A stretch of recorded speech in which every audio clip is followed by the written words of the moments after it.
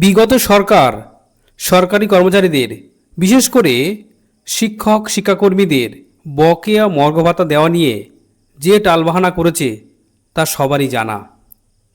আজ নতুন সরকার শপথ গ্রহণ করেছে এবং সেই আশায় বুক বাঁধছে শিক্ষক শিক্ষাকর্মীরা।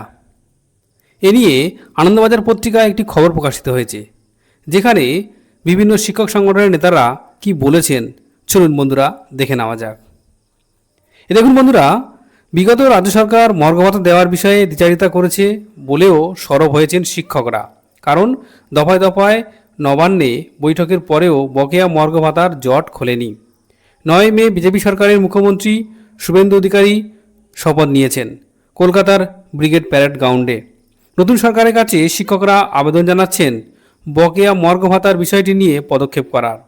মুখ্যমন্ত্রী শুভেন্দু অধিকারীর কাছে আবেদন জানিয়েছে বঙ্গীয় শিক্ষক ও শিক্ষাকর্মী সমিতি। সংগঠনের সাধারণ সম্পাদক স্বপন মণ্ডল বলেন, তৃণমূল সরকার বারবার শিক্ষকদের সঙ্গে বঞ্চনা করে এসেছে। ন্যায্য দাবি আদায়ে শুনতে হয়েছে ঘেউ ঘেউ করবেন না। তাই নতুন সরকারের কাছে আবেদন, শিক্ষকদের বঞ্চনার বিষয়টি গুরুত্ব দিয়ে বিবেচনা করুন। নিখিল বঙ্গ শিক্ষক সমিতি সাধারণ সম্পাদক সুজিত দাস বলেন, আমরা আশা করব আজ যে সরকার গঠন হলো তারা সুপ্রিম কোর্টের রায় মেনে মর্গ ভাতা প্রদানের বিষয়ে সদর্থক ভূমিকা গ্রহণ করবে।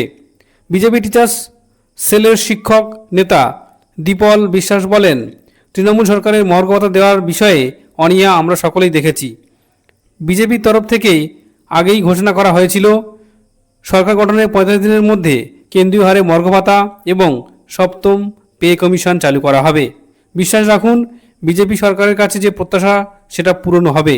মুখ্যমন্ত্রীও আশ্বাস দিয়েছেন। এখন দেখার বিষয় এই নির্দিষ্ট সময়ের মধ্যে তা পূরণ হয় কিনা, সেদিকে নজর থাকবে। আর আপনারা নজর রাখুন। ধন্যবাদ।